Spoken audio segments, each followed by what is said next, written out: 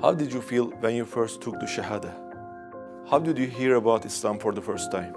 Before you become Muslim, I guess that you were dating, you ate pork, and you also drink alcohol, I guess. Was it difficult for you to stop all this when you become Muslim? I would cross the street if I saw a woman wearing a hijab in London. That's how bad my mind was affected by the media in the UK. If there was a chance to speak to whole non-Muslims in the world, what would you like to say if you had a 1 minute?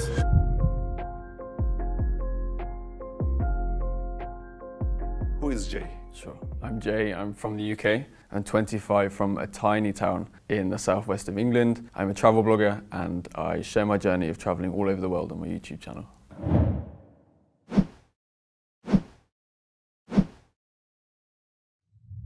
What is the aim of the J? Why are you traveling that much? I hopefully, inshallah, will change the negative perceptions about Muslims all across the world. I post on YouTube and my Instagram all the positive things about the culture, the food, the people, the way of life to hopefully change perceptions back in the UK. Back in the UK and America, perceptions about Muslims are incredibly negative and hopefully, inshallah, I will change that. In one of your videos, you said that you love Pakistan and Turkey more than other countries. What is the reason for that? Why Pakistan and Turkey? I think I love Pakistan so much because, again, I never heard anything positive about this country. The main things I heard were terrorism and war and violence. And I went there and all of my expectations were beat. Everyone was so kind, so nice. The food was some of the best I've ever had in the whole world. And I felt such genuine love from these people. And the same with Turkey. Those two countries are my favourite because of the people, the food and the culture. I could talk about the mosques. I love the mosques here. I feel incredible here. And I took my Shahada in the Süleymaniye Mosque in Istanbul. MashaAllah. So I think that's why I have such a connection to these two countries, especially Turkey, because Istanbul changed my life. It's where I took my Shahada, it's where I made the best decision of my life. Instead of eating cornflakes in United States or United Kingdom, yes, you prefer to eat kebab in Turkey. Yes, evet. What was the most interesting thing that you have shocked when you visited those countries, Pakistan, Mexico, Turkey, Egypt? Start with Mexico, right? Sure. Mexico is completely different to any of the other countries I've been to. Muslims are not widely shown in the media or even on the streets. I only managed to visit one mosque when I was in Mexico City. So the thing that was the strangest for me in Mexico was not being able to meet so many Muslims. In Egypt, Pakistan, Turkey, United Arab Emirates, they are everywhere and I've made some of the best friends here. How did you hear about Islam for the first time? That goes back probably 20 years when we go back to the story of 9/11. The first time I heard about Islam in a very negative way. And if we're talking more of a positive thing, I learned about Islam probably 3 years ago from traveling, meeting these people, and then I really learned about Islam when I read the Quran last year during lockdown. How did you perceive Islam before you became a Muslim? Did you have any prejudice? Yes, I had very negative perceptions about Muslims. Especially, there was many attacks in the UK from extremists. And the media has a very good way of making that stereotype to 2 billion people when it's just a handful of bad people making those choices. I would cross the street if I saw a woman wearing a hijab in London. That's how bad my mind was affected by the media in the UK because I didn't give myself the opportunity to really learn what Islam was about. And thankfully over the past 3 years I've really learned and discovered exactly what Islam is, and that's the religion of peace.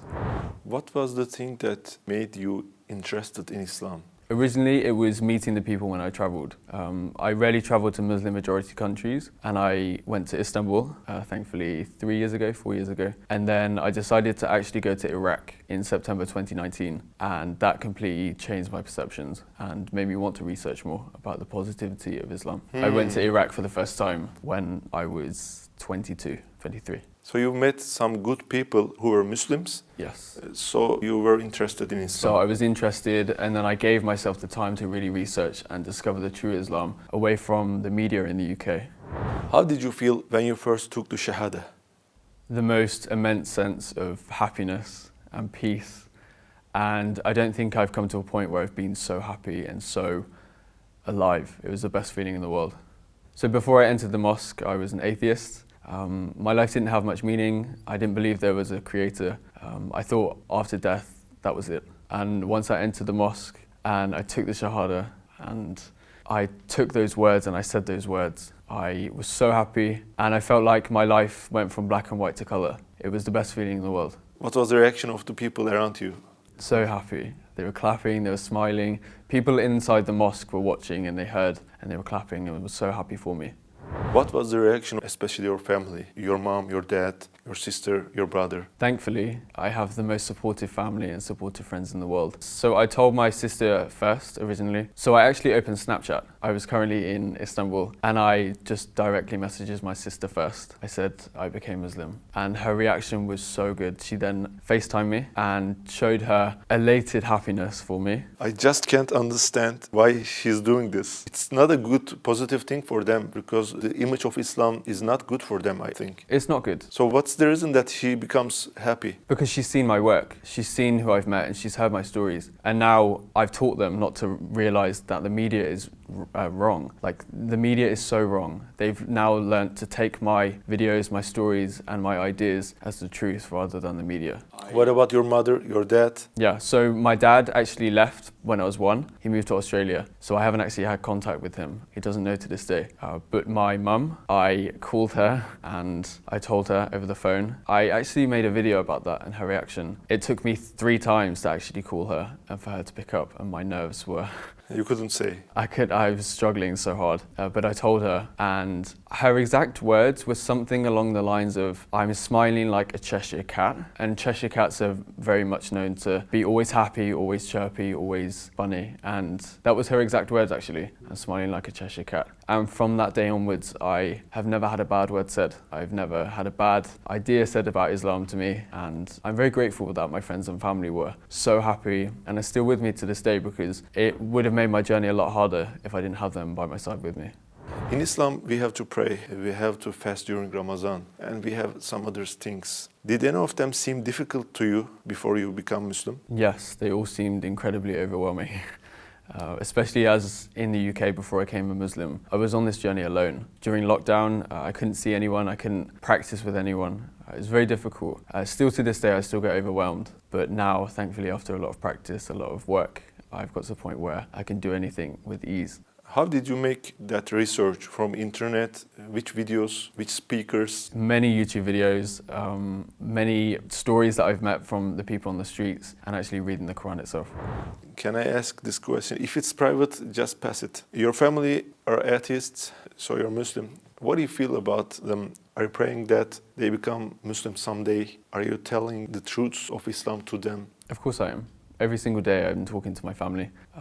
I wish though one day I could talk to my dad about the journey I've been on and talk to him about Islam and the real Islam, because I'm scared he still has the original negative perception about Islam, and one day I hope to change that. And I know thousands of people will watch this episode, and I hope they pray for my friends and family to hopefully find the beautiful journey of Islam one day in their life. Inshallah. Before you become Muslim, I guess that you were dating, you ate pork and you also drink alcohol, I guess. Was it difficult for you to stop all this when you become Muslim? So firstly, pork, I haven't eaten for a very long time, probably since I was 10. So that was not an issue, and I definitely don't miss it. Dating, I haven't had a girlfriend since I was 17. So dating for me doesn't work. Also, I don't have the time when I'm traveling. So even if I wanted to do it, I couldn't. And alcohol, I stopped drinking alcohol in 2019, so the year before I even became Muslim. What was the reason that you stopped drinking alcohol? I drank a lot at university. At university in the UK, it's very much a student culture to drink almost every day, have parties and celebrate reading one text paper. But yeah, I stopped after because it's not a healthy lifestyle. So I was also vegetarian for a year and a half actually, and thankfully I discovered halal meat, which I'm so thankful for, especially here in Turkey. The food is incredible.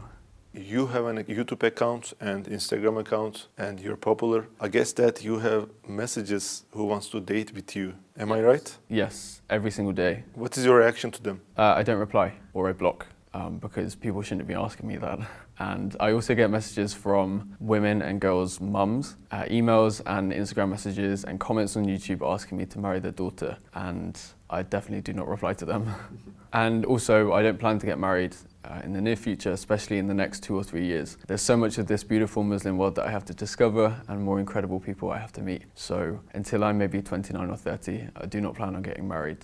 There's so much I need to discover, learn and explore.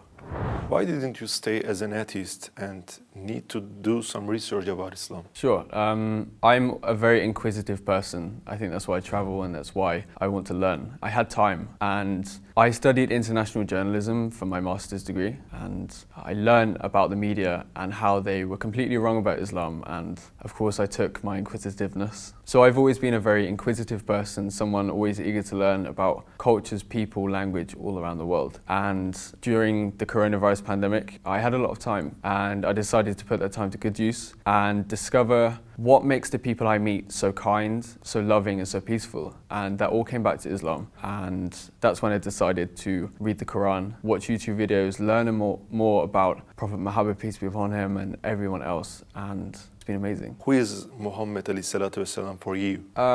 He's incredible, and I don't think I could find a better word for him. And I think everybody on this planet can learn a lot from him, and they could definitely put his life story into their own life and be a lot more loving, a lot more giving, and a lot more accepting. If there was a chance to speak to all non-Muslims in the world, especially for the ones who have prejudice to Islam, what would you like to say if you had a 1 minute? Learn from your own personal experiences, not the media. Travel the world, travel to Muslim majority countries, and give yourself the opportunity and the time to speak to Muslims and learn about their journey, their stories and their life, because I promise it will never be what the media says. And also when you travel around the world and if you see any kind of negativity, just know that Islam is perfect and Muslims are not. We are very nice to meet you, brother. Thank you so much. Your journey, your story is very interesting. Inshallah, your aim is great. Inshallah, you will be succeeded, brother. Inshallah, I can keep doing this until the whole world finally has a positive view of Islam.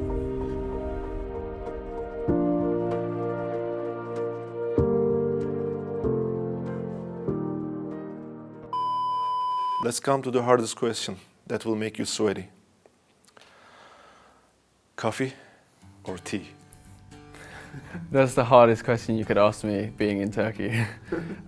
Chai is my favorite here, but I love coffee. If you say coffee, there will be many dislikes in this video. I say chai.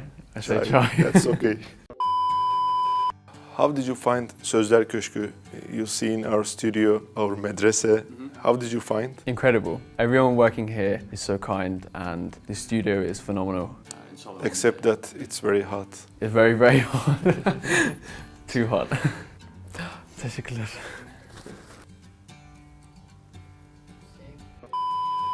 What would you recommend to new Muslims or the people? Sorry. Did I make an English pronunciation wrong and you're laughing no, at that? No, you keep laughing at yourself. This is a real serious problem, brother. You will understand me when you got married. Yeah.